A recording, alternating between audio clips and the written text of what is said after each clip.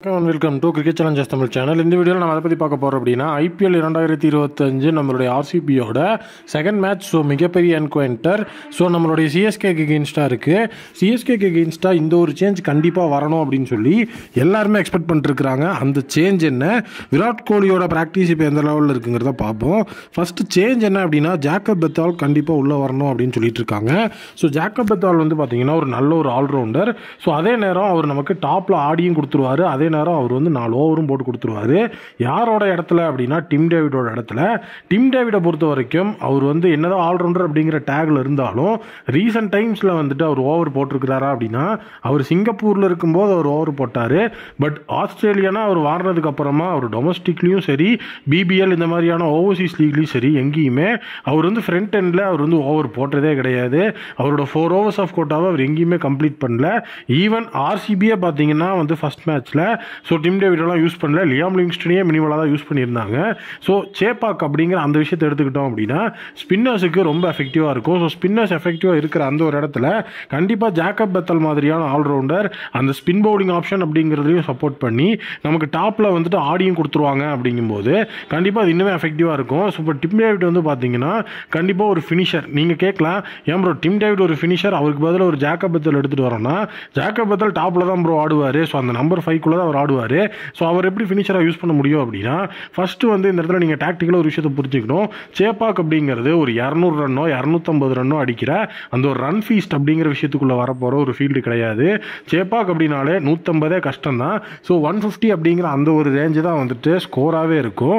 RCBயோட top order players இருக்கிற ஃபார்முக்கு வந்து பார்த்தீங்க அப்படின்னா, ஸோ கண்டிப்பாக 150 அப்படிங்கிறது கீழே ஒரு 8 டவுனில் இருக்கக்கூடிய ஒரு பிளேயர் வந்து அடிக்கணும், 7 டவுனில் இருக்க பிளேயருக்கு வந்து அடிக்கணும் அப்படிங்கிற மாதிரி இருக்க போகிறது கிடையாது. அன்டில் ஆர் அன்லெஸ் நம்மளோட பேட்டிங் ரொம்பவே வந்து மோசமாக சொதப்புற வரைக்கும். ஸோ RCB அந்த அளவுக்கு சொதப்ப மாட்டாங்க அப்படிங்கிற நம்பிக்கை இருந்ததுன்னா, ஸோ கண்டிப்பாக வந்து பார்த்தீங்கன்னா நம்ம சைடில் வந்துட்டு ஜாக்கப் பெத்தல் உள்ள கொண்டு வரலாம்.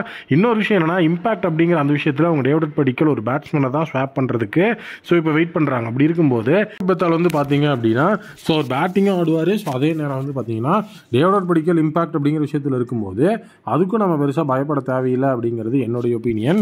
ஸோ டிம் டேவிடோட இடத்துல ஜாக்கப் பெத்தால் வரணும் அப்படிங்கிறது இப்போ ஒரு விஷயமா இருக்குது. ஸோ அதே நேரம் இப்போ RCB போட்டு வேறு பொழந்துட்டு இருக்கிறாங்க. RCB எதுக்கு பொழக்கிறாங்கன்னு சம்மந்தமே இல்லை.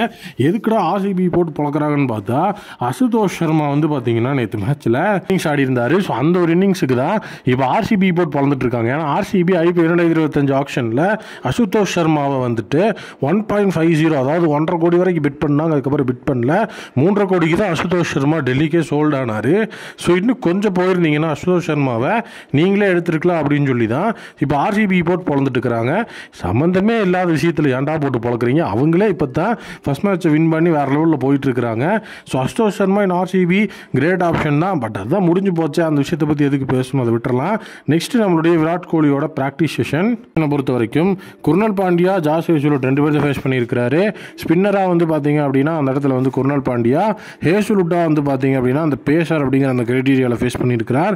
குர்னல் பாண்டியா நல்ல ரிஃப்ளெக்ஸிங் காமிச்சிருக்கிறாரு.